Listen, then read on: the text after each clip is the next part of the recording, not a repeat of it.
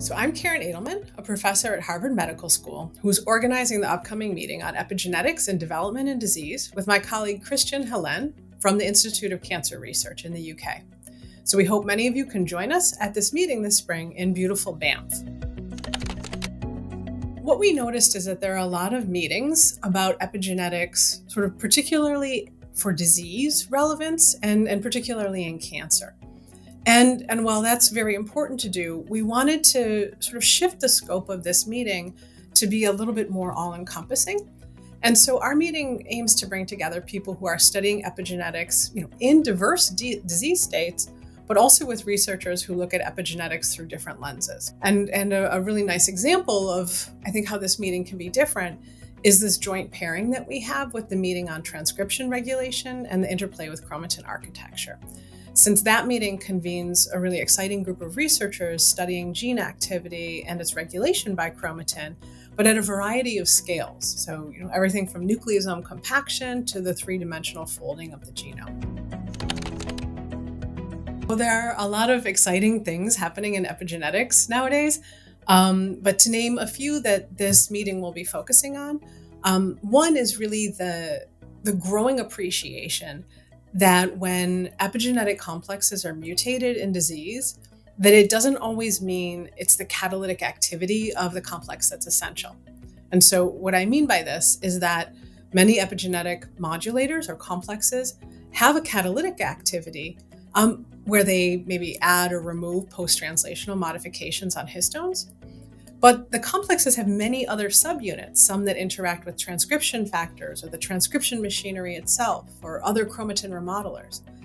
And so, despite the fact that we know that these complexes have many, many subunits, when they're mutated in disease, the first instinct was to think that it had to be the catalytic activity that was essential in disease. And what we've really found recently is that oftentimes it's not the catalytic activity, but it's these other functions. And I think that really broadens our appreciation of what these epigenetic modulators do. And I think that by definition changes the approach we need to be taking to drugging these factors in disease.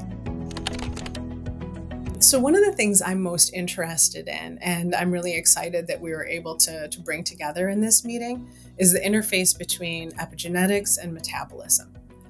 Because all of the epigenetic modifications that we study, whether it be an acetyltransferase or a methyltransferase, they're really metabolites that are being used by these enzymes, to carry out their function.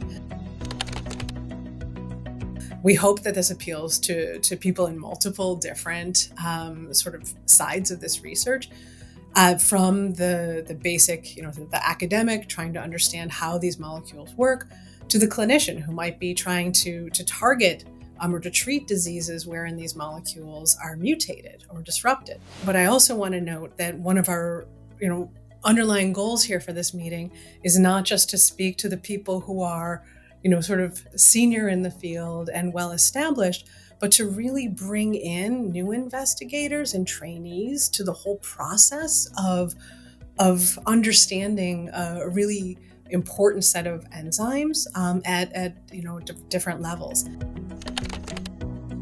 I'm a big believer in the Keystone format.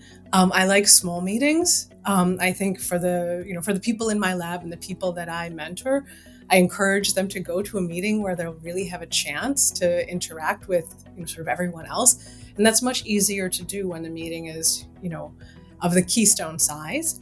It's also nice to have these sort of structured programs where there's open time in the middle of the day that allows for networking or that allows for a roundtable or for workshops, so that it's not such a packed schedule that you're exhausted and you don't have time to talk to other people, but there are plenty of opportunities to really get together with other people at the meeting, or in this instance also in this joint meeting, to really kind of cross-fertilize and for people to build their network of interactions.